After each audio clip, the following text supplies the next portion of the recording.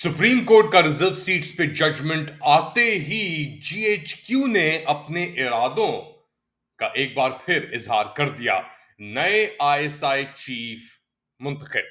Late Ali show you के एक और एपिसोड में आप सबको खुशामदीद। Do like, subscribe and share this content. बात शुरू करते हैं जो सुप्रीम कोर्ट ऑफ पाकिस्तान की लार्ज बेंच ने अपनी डिटेल्ड वर्डिक्ट दिया है। पाकिस्तान तहरीक इंसाफ, सुन्नी इत्तेहाद काउंसिल, जो ये रिजर्व सीट्स का मसला चल रहा था उसके ऊपर ये इनकी जजमेंट आ गई है। याद रखें कि जजमेंट आई थी 1 मार्च को।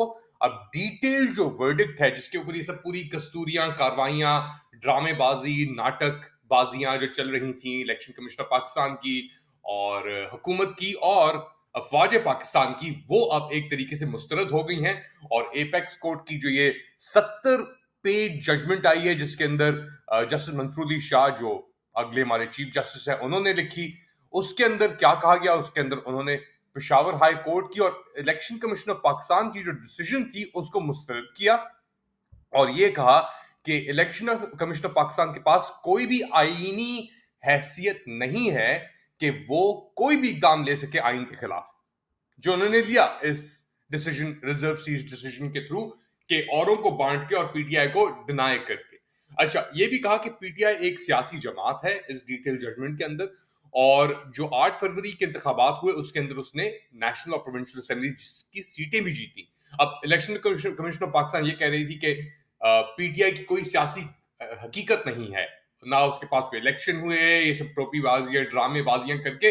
तो अब जजमेंट क्या कह रही है कि पाकिस्तान तहरीक इंसाफ के पास हक है, इंटाइटलमेंट है रिजर्व सीट्स की नेशनल असेंबली में। अच्छा, इसके बाद क्या होता है? बेसिकली इसके बाद ये होता है कि अब जो 39 ऑफ 80 एमएनएज थे जो कह रहे थे कि नहीं है ये तो सुन्नी इत्तेहाद काउंसिल के, नहीं, वो हैं पाकिस्तान तहरीक इंसाफ के। और इलेक्शन कमिश्नर पाकिस्तान से अब ये मुतालबा किया है कि साइन स्टेटमेंट जो 41 एमएनएज का है वो 15 दिन के अंदर अंदर दर्ज किया जाए।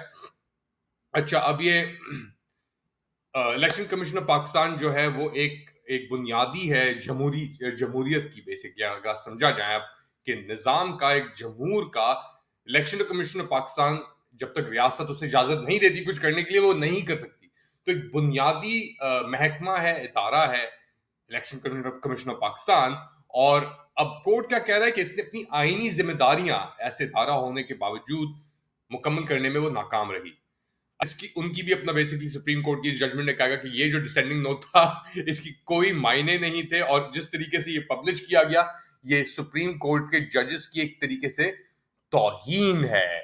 70 पेज के अंदर अंदर जो जिस चीज का मुतालबा था, देर आए दुरुस्त आए, मगर क्या अब इसके बाद क्या इकदाम हो सकते हैं?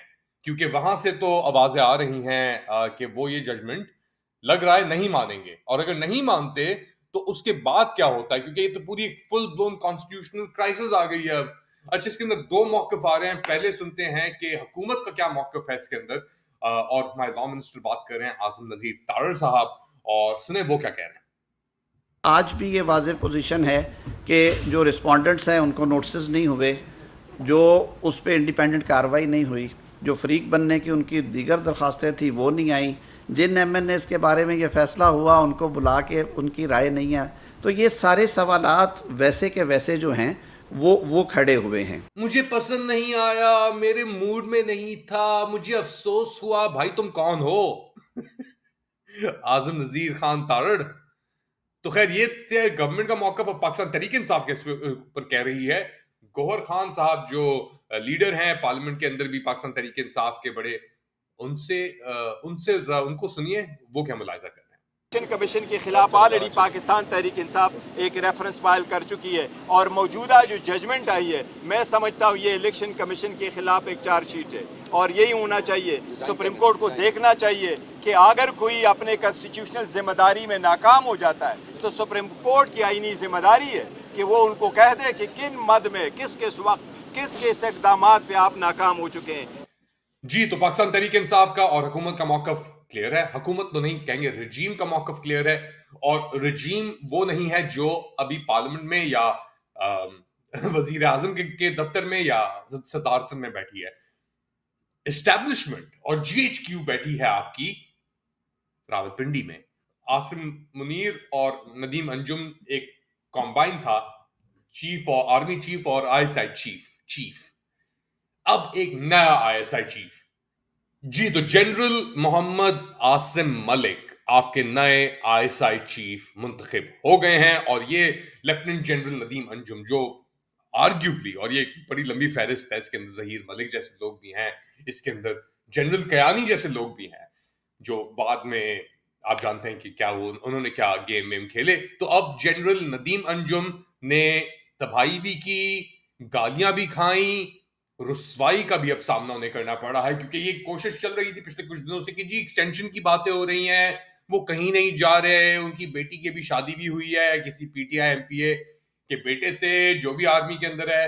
तो अब जो आपके करंट एडजुटेंट जनरल हैं एट जनरल हेडक्वार्टर्स, यानी जिनके अंडर ये जनरल फैज हमीद का कोर्ट मार्शल प्रोसीडिंग्स या ये बातें सब हो रही हैं, उनको अब नवाजा गया है। ये क्या तबाही करने वाले हैं मुलाहिजा आप करेंगे जल्द ही मेरे ख्याल से। मगर ये कहा जाता है ये जनरल मोहम्मद आसिम मलिक जो हैं, इनको इसीलिए लेके आया गया कि जो कुछ बच चुका है अब, ये 10 साल का जो प्लान है इसे करने के लिए मुकम्मल, वो अब ये आके आसिम मलिक साहब करेंगे। आसिमों की हुकूमत, आसिमों का राज, आमिर आसिम्स, द आसिम आमिर्स ऑफ पाकिस्तान।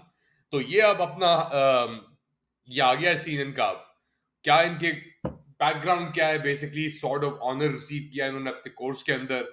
ये चीफ इंस्ट्रक्टर भी थे नेशनल डिफेंस यूनिवर्सिटी के अंदर और command and staff college Quetta के अंदर, और ये फोर्ट लेवेंथवर्थ अमेरिका में और रॉयल डिफेंस कॉलेज लंदन के अंदर से भी इन्होंने ग्रेजुएशन की है। तो इनके पास अमेरिका का एक्सपीरियंस है जो जनरल आसिम मुनीर के पास नहीं था। मगर दोनों एक ही उससे आते हैं, बैकग्राउंड से आते हैं, मेरे ख्याल से नॉन कमीशन्ड ऑफिसर्स से या इस तरीके से। तो एक इंटरनल कू हुई है, commissioned officers versus non commissioned officers, और उनकी किस तरीके से प्रोग्रेशन हुई। खैर anyways that's topic for another discussion.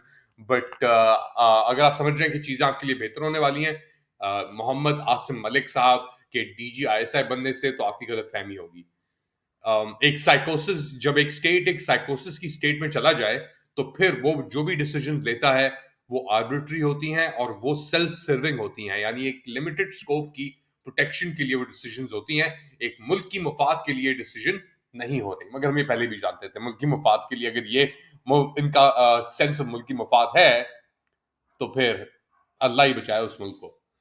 खैर ये हो रहा है बाहर, और बाहर से मुराद के अडियाला जेल से बाहर। अडियाला जेल के अंदर क्या हो रहा है, तो अडियाला जेल के अंदर अब एक उन्होंने पिंडी के अंदर एक बड़ा जलसा बुलाया है 28 सितंबर को, पब्लिक गैदरिंग, जलसा तो नहीं कहेंगे, और बहुत सारी चीजें हैं। अब ये मूवमेंट फैल रही है, अब ये जलसों से एक बेसिकली प्रोटेस्ट डेमोन्स्ट्रेशन की शक्ल इख्तियार कर रही है। और बेसिकली क्या कहा, हम बच्चे माएँ पहले जान देंगी आपके लिए, लेकिन बच्चों ये आपका मुस्तकबिल है, आप निकलोगे और हम भी निकलेंगे। उससे पहले इस हफ्ते को इंशाल्लाह हम पिंडी में होंगे। यहाँ पे अगर पिंडी में आप एनओसी नहीं देते तो हम एहतजाज करेंगे। ये पिंडी जहाँ अडियाला है, हम यहाँ पे एहतजाज शुरू कर रहे हैं और अब हम एहतजाज अपना नहीं रोकेंगे। जी तो हम नहीं रुकेंगे, हम अपना एहतजाज अडियाला के बाहर भी करेंगे, और बेसिकली एक अनडिक्लेयर्ड मार्शल लॉ लगाया जा रहा है। अच्छा, इसके अंदर अपना इमरान खान ने नवाज शरीफ के बारे के ऊपर भी तनकीद की। आसिम मुनीर तो याया खान है ही है, मगर उनके पास बेसिकली कंट्रोल के लिए ये खित्ता है। नवाज शरीफ साहब ने कहा है कि हमें यूनिटी और यकजहती का मुजाहरा करना होगा, और वो यकजहती का और यूनिटी का मुजाहरे का इज़हार किससे कर रहे हैं, वो कर रहे हैं यूएस एम्बेसडर डोनाल्ड ब्लोम से। अच्छा, डोनाल्ड ब्लोम और जेन मैरियट को सिर्फ नवाज शरीफ ही नजर आता है पाकिस्तान के अंदर, एक लीडर, बड़ा लीडर है वो बहुत, मगर जो उन्होंने हाल कर दिया है मुल्क का। अभी एहसन इकबाल कुछ दिन पहले ये ज़ायनिस्ट लॉबी की बातें कर रहे थे, और अब ये मिल रहे हैं यूएस एम्बेसडर डोनाल्ड ब्लोम से। मगर एक बात वाज़ेह है इसके अंदर, अगर आप नवाज शरीफ की बॉडी लैंग्वेज देखें और उनकी जो बेटी हैं उनकी बॉडी लैंग्वेज देखें, तो कुछ ना कुछ तो दाल यानी काली दाल नजर आ रही है। ये लग रहा है कि मियां साहब से कोई मैसेज दिया गया है कि जी जाटी उमरा जाके आप हुकूमत हमारी जारी है, एक और महीना रहता है बेसिकली अमेरिका के अंदर हुकूमत को, तो आप बस अब देख लें क्या हो रहा है, प्रेशर यहाँ पे डालना है, आसिम मुनीर के साथ सेटिंग्स करनी है, जो करना आप कर लें, मगर फिलहाल तो यही सीन हमारा चल रहा है कि हम वहां पे तो हुकूमत चेंज होने वाली है, बाइडेन जा रहा है, अब कमला आती है, उसको टीम को रखते हैं नहीं रखते, ये तो बात खैर अल्लाह ही बेहतर जानता है, मगर इनका हाँ जेन मैरिड और डोनाल्ड ब्लोम सिर्फ ये नवाज शरीफ ही नजर आ रहे हैं, या नवाज शरीफ या बिलावल या पीपल्स पार्टी, मगर अभी हकीकत जो है वो बहुत तब्दील हो चुकी है और म्यूचुअल इंटरेस्ट इन तबादलों में क्या है हमें नहीं पता। अफगान एम्बेसडर मिले गंदापुर से तो मसले सही, अब डोनाल्ड ब्लोम क्या खड़े हो रहे हैं आपके नेशनल एंथम के ऊपर, क्या वो नेशनल एंथम चलाया जा रहा है क्या वो जाटी उमरा के अंदर, मरीम नवाज शरीफ गा रही हैं क्या पाक सर जमीन शादबाद, या कौन नवाज शरीफ साहब टेप चला रहे हैं पीछे, या अमरीकी अपना एंथम गा रहे हैं नेशनल एंथम, ओ से तो पता नहीं इनका कौन सा नेशनल एंथम है, इन लोगों का किस परचम के ये पुरस्कार हैं, पूजा करते हैं, वो तो अल्लाह ही बेहतर जानता है। अल्लाह अगर इन पे यकीन रखते हैं कि नहीं रखते, या कौन से खुदा पे यकीन रखते हैं, नाउजुबिल्ला, और नाउजुबिल्ला वो फेक फॉल्स जो खुदा बनाए हुए हैं उन्होंने, डोनाल्ड ब्लोम और नवाज शरीफ ने उनको ही माना हुआ है ना अपना आका मौला, नहीं नवाज शरीफ ने अपना आका मौला माना हुआ है जीएचक्यू को, जिसने अपना आका मौला माना हुआ है जी।